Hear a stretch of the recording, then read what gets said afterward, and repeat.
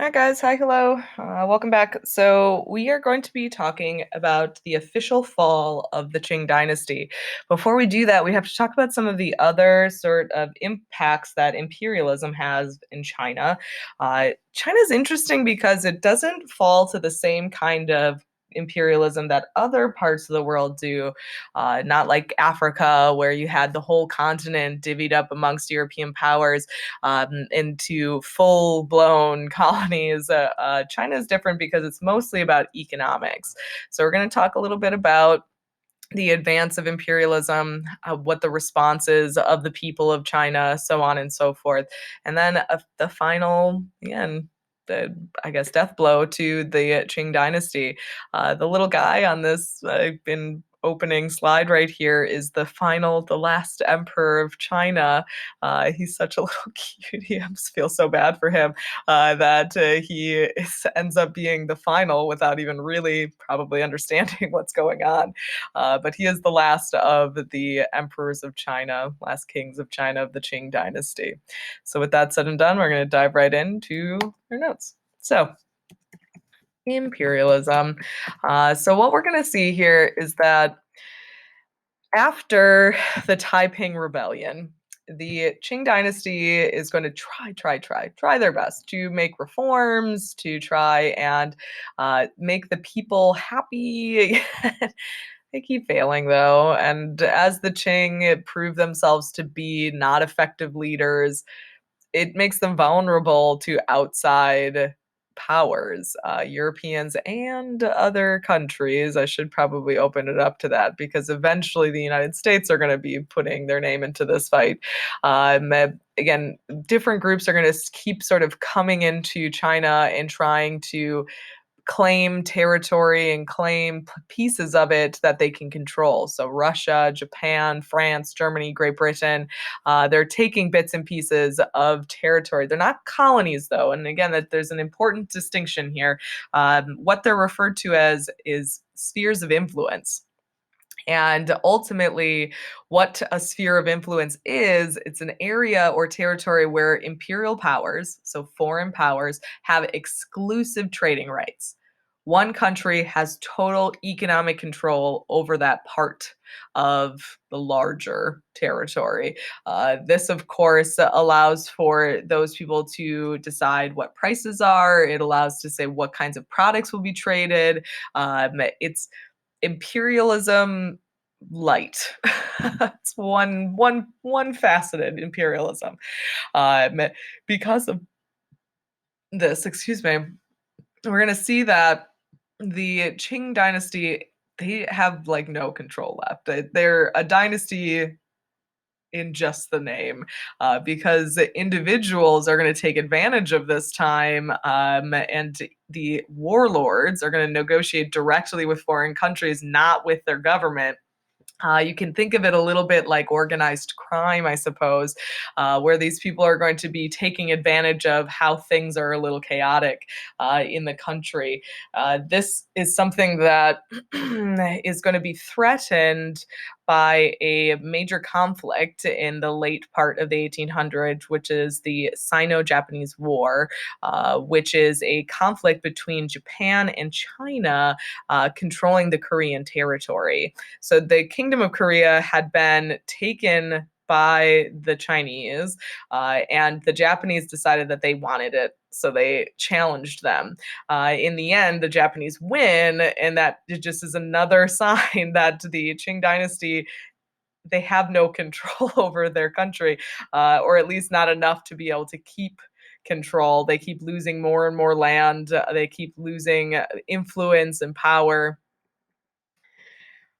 as after in the aftermath of these first Chinese Chinese or Sino-Japanese War, we're going to see that two foreign powers are afraid that this is the end of the Qing dynasty, which all of these different powers have been working with and they relied on to be able to keep control of their various territories. The United States and Great Britain, in particular, are working together in conjunction because they think that if the Qing dynasty falls, then their sphere of influence will be lost, and they don't want that to happen.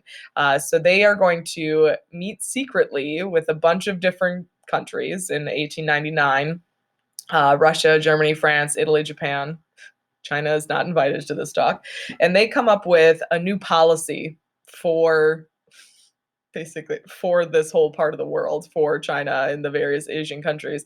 It's called the open door policy. And what the open door policy states is that no matter what happens, there should be respect regarding trading opportunities, and that there will be a limit to tariffs, which are taxes on foreign goods. So ultimately, the open door policy is like a failsafe that if the Qing dynasty falls, this policy should remain because again, it is going to keep China open for business, which of course is great for those foreign powers, but not so great for the people of China because they're being taken advantage of. It's a really rough situation. Like any kind of tense situation, eventually people are going to be over it. So another rebellion is going to take place. This one's called the Boxer Rebellion. It takes place in 1900. It is started by a organization called the Society of Harmonious Fists, which were famous for practicing shadow boxing, which is again a type of martial art basically. And their whole approach is destroy the foreigner. By 1900, China doesn't look like China anymore because there's been flooded with foreign influence.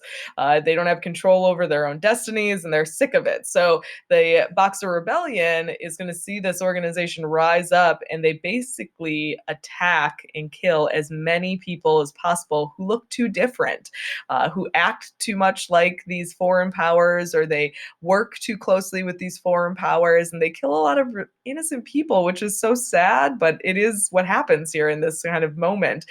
Christian missionaries are particularly a group that gets targeted by the Boxer Rebellion because, again, Christianity is a Western idea that's been brought to China. Of course, the foreign powers are going to ally themselves together to fight off this rebellion. They will win because you've got the likes of Great Britain and the United States and France, these massively successful armies. Of course, they're coming to fight for the Qing dynasty, but then they blame the Qing for not being able to control their people, and they're going to, again, force the Qing government to pay indemnity, which is damages. So they're going to make them pay a bunch of money. Yeah, that's it. The Qing is last legs. And when the Qing are after 1900, so again, the beginning of the 20th century, the Qing dynasty is just barely scraping by. During this time, a important figure in Chinese history, Sun Yat-sen, is going to revive a group called going to basically found a group called the Revived China Society, and he's going to propose a large-scale revolution that is 3 steps. 1, military takeover. 2, transitional phase, which prepares the country for democracy, and then finally establishing a constitutional democracy. This approach, or this, again, revived China society, eventually is going to be transformed into a political party, the Nationalist Party. So we're going to see that the Nationalists are going to stage a revolution in 1911 against that sweet, sweet little guy from the front of the beginning of this PowerPoint, Henry Puyi, who's the last emperor of China, and he's just a baby. He didn't get hurt or anything like that, but the nationalists are going to gather an army and overthrow the Qing dynasty. General Yuan Shigai is going to be the first president of the new Chinese Republic. The interesting thing about this revolution is it's not like a lot of the revolutions we've talked about. There's very little bloodshed. It's a kind of, again, the Qing dynasty is just, they're just tired, done. So it's more like an end of the old and a beginning of something new. This newness, though, is not going to be a seamless transition, and there will be violence eventually in China, but we're going to save that for tomorrow. So with that said and done, that's it for notes. And as far as work to be done, you're still working on your Chinese dynasty end worksheet. Looking at the notes, we got a little bit more today. Your textbook will help with that. There's a table and some questions. submitting it to turnitin.com for credit, all that kind of good stuff. Keep working on your study aid. Again, introduce some new ideas, some new people, some new key terms over the class of 2 days. Make sure that's still getting worked on, right? I hope you guys all have a good day.